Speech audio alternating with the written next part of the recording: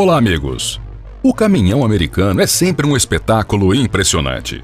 Muito cromo, tamanhos enormes, motores potentes, a beleza das formas clássicas. Mas o que mais podemos saber sobre essas super máquinas pesadas? Se você nunca acompanhou o desenvolvimento dos caminhões americanos, tudo o que verá agora será uma descoberta para você. Para os caminhoneiros americanos, não há limites para o comprimento dos veículos de estrada, nem proibição para ideias ousadas, nada que possa frear a criatividade dos caminhoneiros. No vídeo de hoje, você verá como os motoristas do outro lado do oceano criam verdadeiros palácios sobre rodas. Nos Estados Unidos, a preocupação com o conforto dos motoristas começou no início do século XX. À medida que os caminhões passaram a percorrer grandes distâncias, tornaram-se mais resistentes e não quebravam no caminho, surgiu a necessidade de acomodação para os caminhoneiros. No entanto, no vasto território norte-americano não havia hotéis e acampamentos em número suficiente, e os motoristas precisavam de um lugar para descansar no meio de longas viagens. A solução para o problema surgiu rapidamente. Era necessário ter uma cama que pudesse ser levada junto. Nos caminhões daquela época, as camas foram colocadas em lugares variados. Por exemplo, nos caminhões Packard de 1917, o chamado dormitório ficava em um nicho separado atrás da cabine. Já em um caminhão de 1920 da mesma empresa, a área de descanso foi feita acima da cabine. Na década de 1930, começaram a aparecer ocasionalmente caminhões onde o motorista podia se deitar atrás dos assentos. No entanto, a imaginação dos projetistas foi além. Para não alongar a própria cabine, algumas empresas de transporte construíram áreas de descanso no semi-reboque. Original, mas o que veio depois foi ainda mais interessante.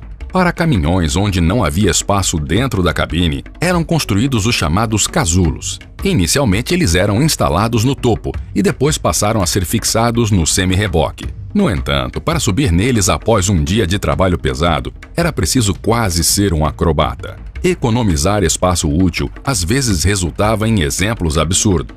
Em alguns caminhões, o motorista era convidado a descansar sob o assento, em um espaço que, me perdoe, lembrava um caixão. Mas isso não foi o último ato de tortura aos motoristas. Para cabines pequenas, diversas oficinas de customização da época começaram a vender módulos de descanso separados, que eram instalados atrás da cabine padrão.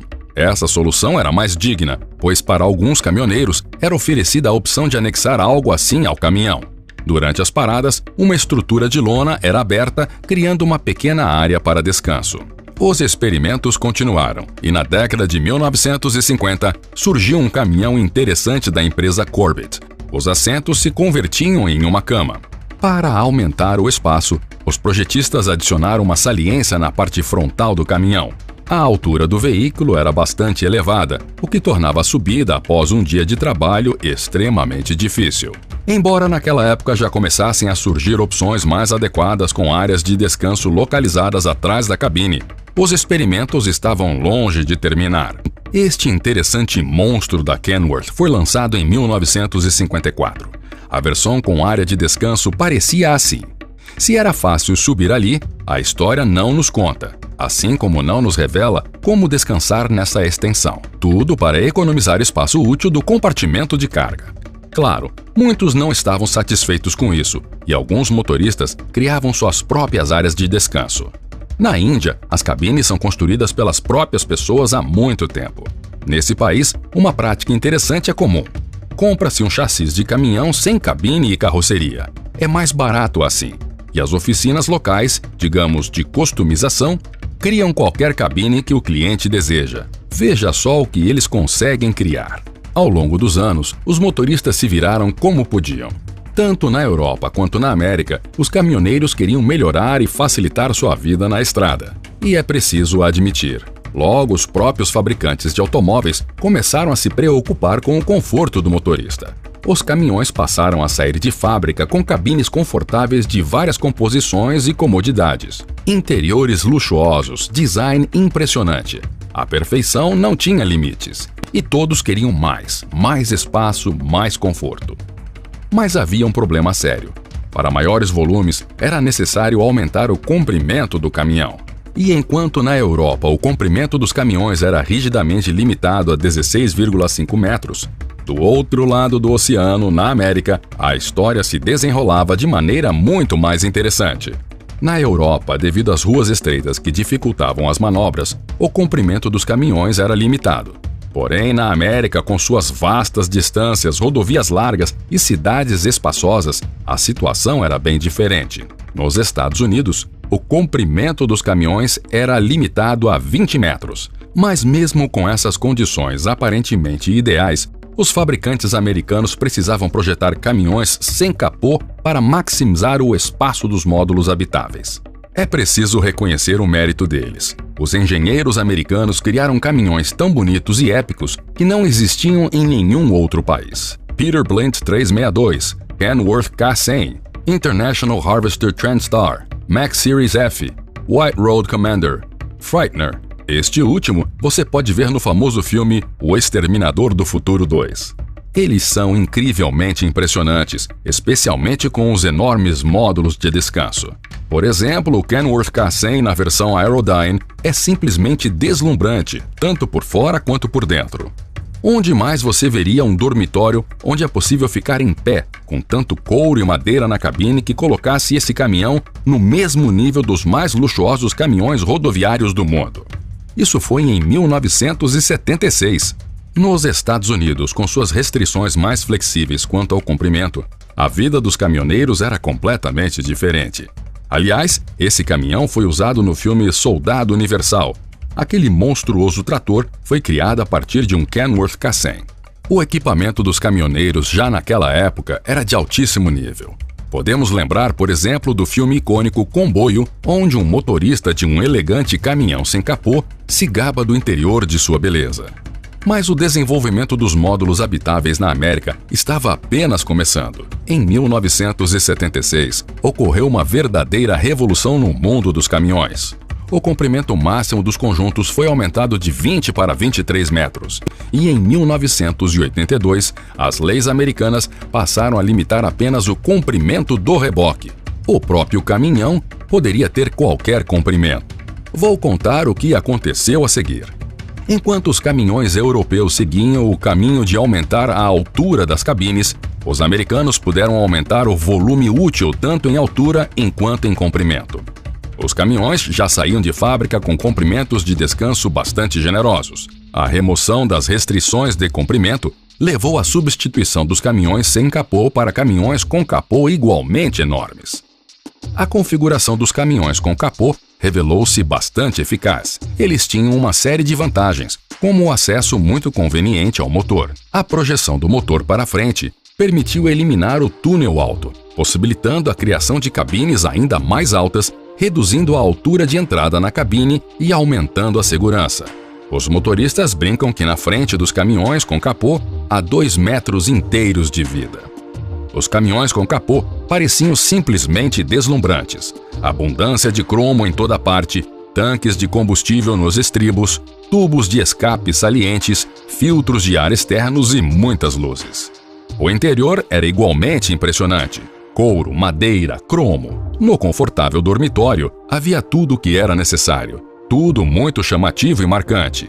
Convenhamos, naquela época os designers americanos faziam jus ao seu trabalho.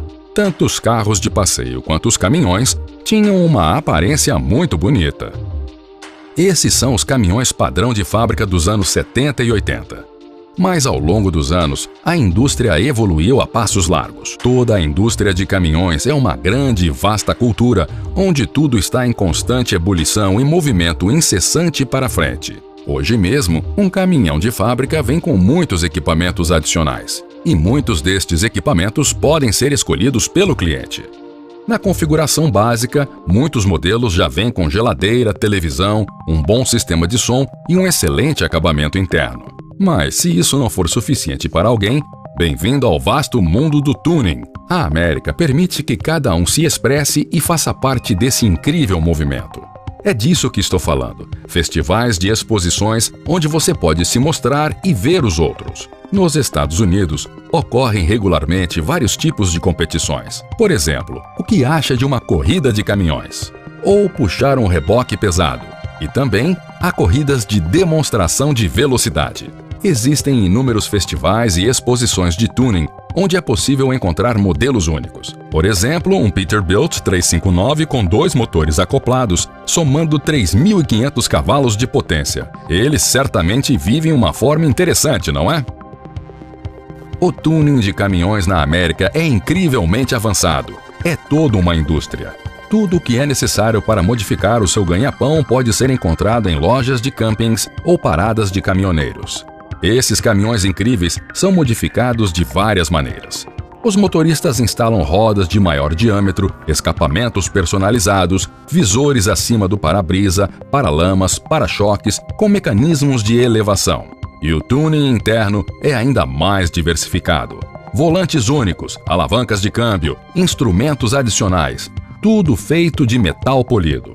Há uma enorme variedade de personalizações. A cabine e todo o caminhão são iluminados com diversos tipos de luzes. A famosa propaganda da Coca-Cola é conhecida por todos.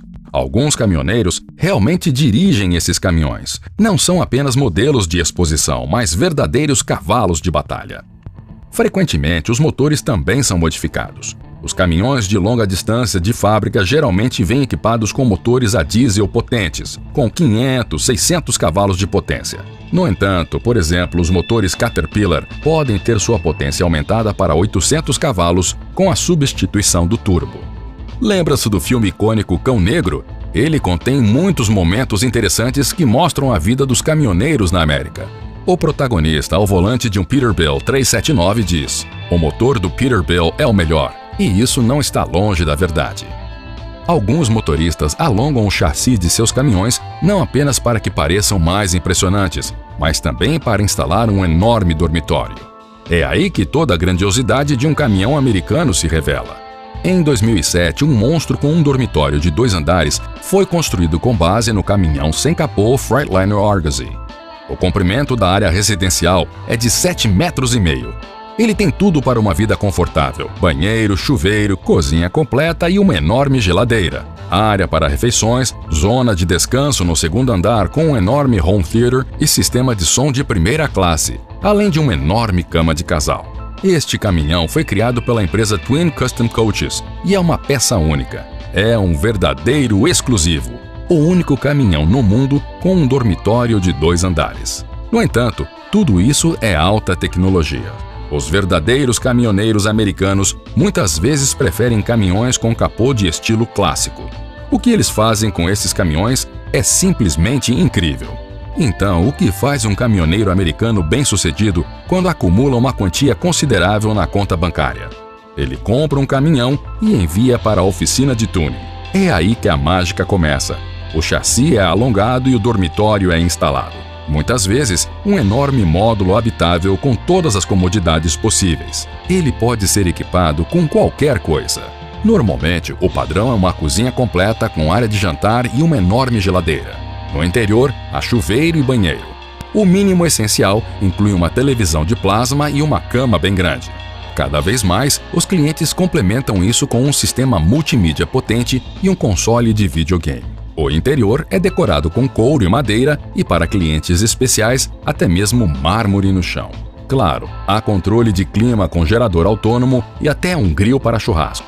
Mas o que realmente surpreende é o compartimento separado para uma motocicleta. Depois de um longo dia de trabalho, por que não dar uma volta até a loja ao pôr do sol? Isso é que é estilo. Essas supercabines são geralmente encomendadas por casais ou caminhoneiros que estão acostumados a não se privar de nada. Todo esse esplendor permite evitar hotéis, preparar comida caseira e não depender de cafés de beira de estrada de qualidade duvidosa. Quanto custa tudo isso? Consideravelmente. Um bom caminhão custa cerca de $150 mil e um dormitório personalizado custa o mesmo. Mas os caminhoneiros experientes dos Estados Unidos não são pessoas pobres. Ganhar de 10 a 15 ou até $25 mil por mês é normal para um verdadeiro profissional. Então, eles se permitem esses luxos. Sabem trabalhar e sabem descansar. É surpreendente o quanto os veículos podem ser diferentes em vários continentes. Cada parte do mundo tem suas preferências, leis, hábitos e convenções. Alguns preferem manobrabilidade e economia, enquanto outros valorizam conforto, espaço e a beleza das formas clássicas. Mas esses megas caminhões fantásticos são verdadeiros trabalhadores nos quais a América se sustenta. Nos Estados Unidos ainda fabricam caminhões com design dos anos 60. E alguém ousaria dizer que eles não são magníficos? Eles não têm limitadores eletrônicos de velocidade e quase não têm restrições de tamanho.